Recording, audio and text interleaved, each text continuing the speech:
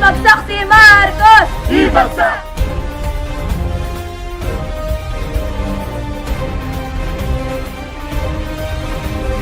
Philippines under martial law.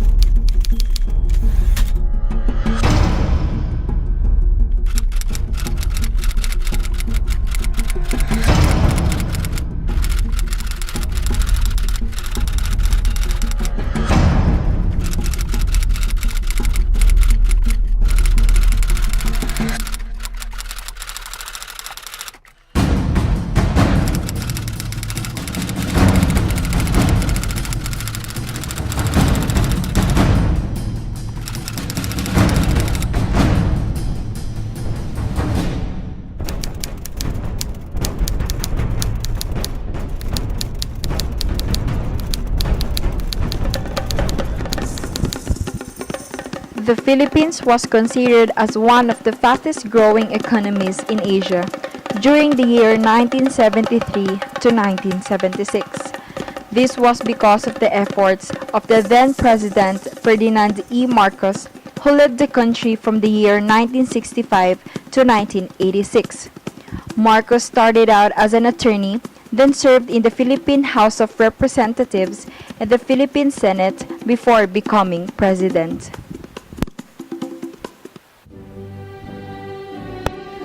Marcos was elected as the President of the Republic of the Philippines during the year 1965. Ferdinand E. Marcos was the son of Mariano Marcos and Josefa Egeline, who was born in Ilocos Norte on September 11, 1917. He finished his studies at the University of the Philippines, taking up law. He topped the bar exam with a near-perfect score of 98.8. However, because of cheating allegations, his grade was recalibrated to 92.8.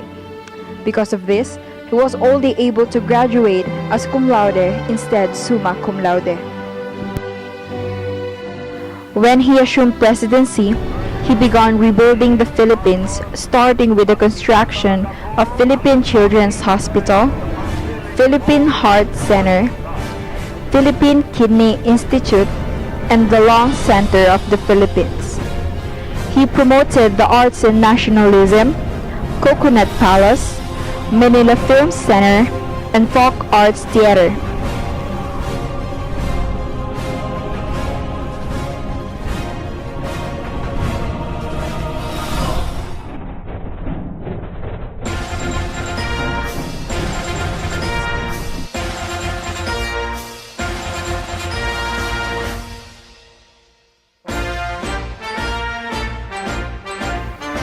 Marcos was able to build more schools, hospitals, bridges, and roads than all presidents combined. During his presidency, he was able to raise the value of the Philippine peso by a significant amount. The ratio was 2:1, where 2 pesos was equivalent to 1 US dollar. In the year 1968, the Philippines became self-sufficient on rice, with exports reaching up to 7 million US dollars. By the year 1972, Marcos declared martial law in the Philippines due to the communist threats in the country.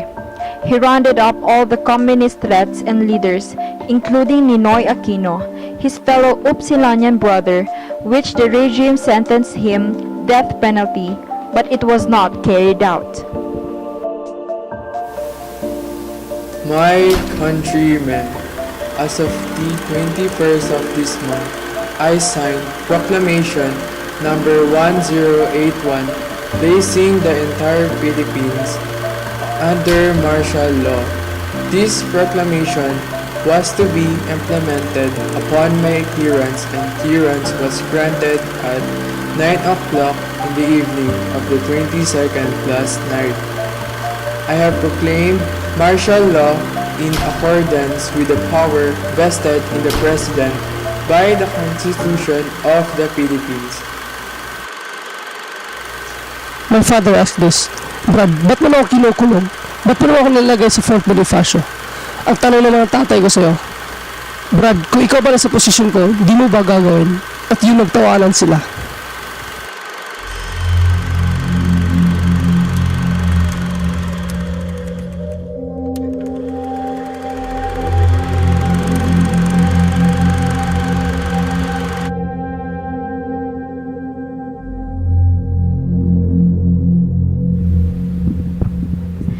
Ninoy suffered heart attack while in prison on March 1980, which prompted Marcos to facilitate Ninoy's heart surgery in the United States to bring along the entire Aquino family.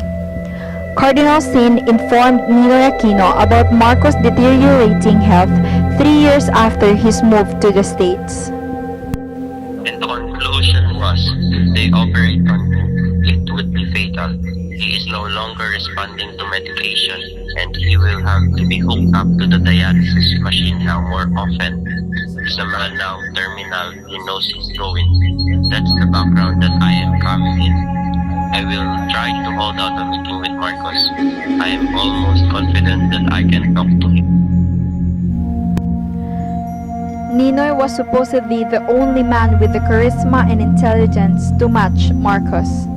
His confidence with Marcos reflected the special relationship between the two Upsilonian brethren. However, this special relationship between them has been intentionally silenced in Philippine history.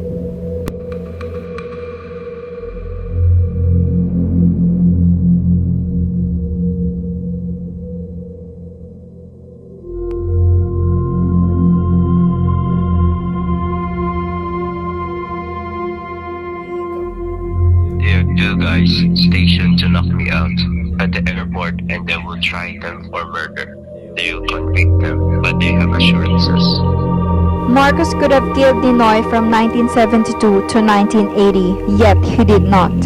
If Marcos conspired Ninoy's death, then why was he lenient with the death penalty and conquered the heart surgery of Ninoy in the States to only have him killed in broad daylight for the Philippines and the world to see? Why did Ninoy, with having prior knowledge about the plot against his life, risk coming back to the Philippines and wish to meet the man who supposedly wanted him dead? Ninoy was never a threat to Marcos. He was Marcos' choice as his successor.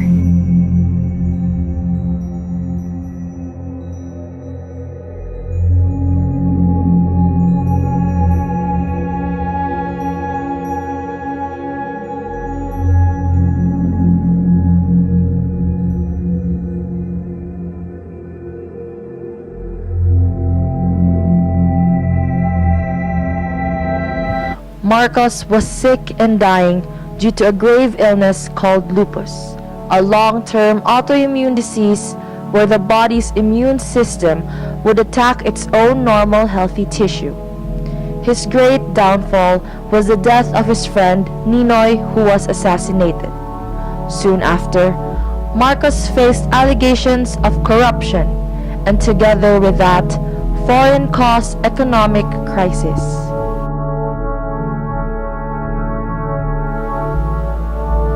Breaking news as of this moment, Filipino opposition leader Benigno Ninoy Aquino II arrived home to Manila earlier today after exile in America and was immediately shot to death at the Manila International Airport.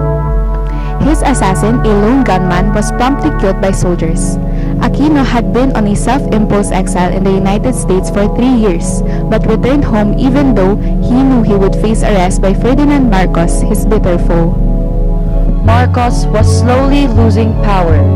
Military conspirators Juan Ponce Enrile and Gregorio Honasan planned to attack Malacanang and run the country under military dictatorship, a form of government wherein the military has complete or substantial control over political authority. For our news report today, international election observers said Sunday that they have witnessed a widespread fraud by supporters of President Ferdinand E. Marcos, and 30 computer workers in the government's vote counting agency walked out, saying returns were being falsified in favor of Mr. Marcos. Mr. Marcos dismissed complaints of fraud, saying that the main problem was that voters were held back by priests, nuns, and NAMFRA representatives. February 7, 1986 was the day where the Philippines had the final results of the snap presidential election between Marcos and Cory Aquino. It is known for being the worst election of all time because of the dirtiest and unfair tactics used by both to gain their votes. Marcos won the election. The following days consisted of countless debates and actions as a sign of aversion to the results. Violence was at the peak. On February 9, 35 computer programmers walked out of the Comelec's electronic quick count since they were fearing for their safety. These technicians, whose protests were broadcasted live on national television, claimed that the Marcos camp had manipulated the election results. At this time, Enrile and Honasan took the advantage of the situation and began their attack on the Malacanang. Marcos, informed about the attack, guarded the palace with troops.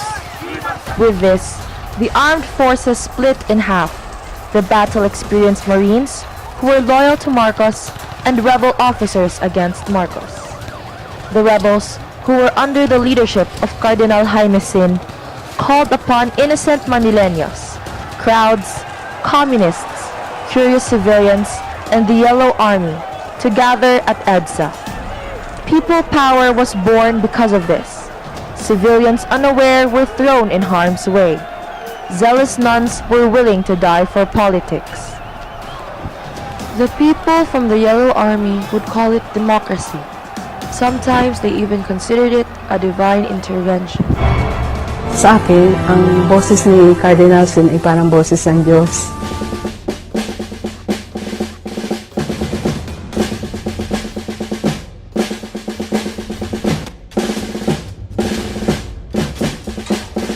This was the reason that the EDSA revolution was peaceful and non-violent. Marcos didn't want a fight. Data shows that around 2 to 3 million Manileños went to EDSA that time, which is only 2% of the Filipinos in the country.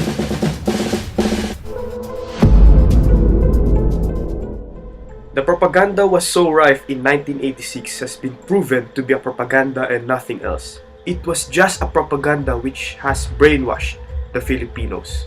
President Cory's appointees promulgated a new constitution. This was the 1987 Constitution, which Cory said should be truly reflective of the aspirations and ideals of the Filipino people.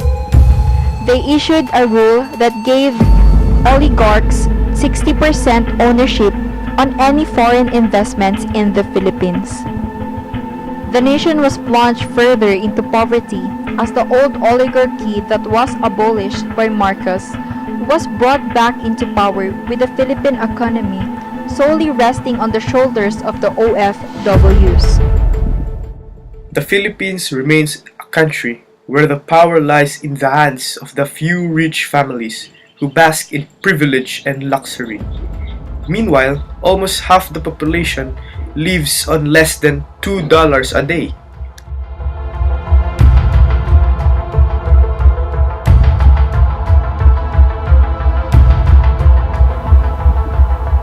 Martial law was declared with good intentions in mind. In Marcos' words, he declared martial law to save the republic and reform the Philippine society. However, What came of martial law was an eminent abuse of power and authority.